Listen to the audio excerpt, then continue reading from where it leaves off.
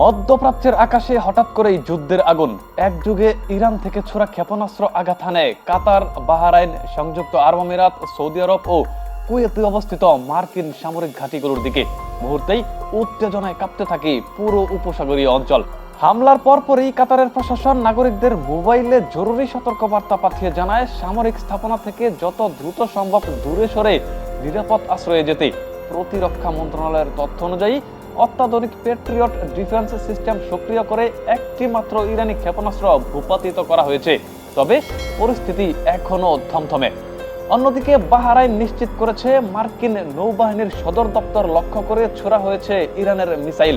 জরুরি সতর্কতা জারি করে নাগরিকদের নিরাপদ স্থানে সরে যাওয়ার আহ্বান জানিয়েছেন দেশটির নিরাপত্তা বিভাগ। এদিকে সংযুক্ত আরব আমিরাতের রাজধানী আবু ধাবিতেও শোনা গেছে শক্তিশালী বিস্ফোরণের শব্দ। প্রাথমিকভাবে একজন নিহতের খবর পাওয়া গেছে বলে জানানো হয়েছে। একই সময়ে বিস্ফোরণের আওয়াজে কেঁপে উঠেছে কুয়েত ও সৌদি আরবের আকাশও। বোঝাই যাচ্ছে পরিস্থিতি ভয়াবহ।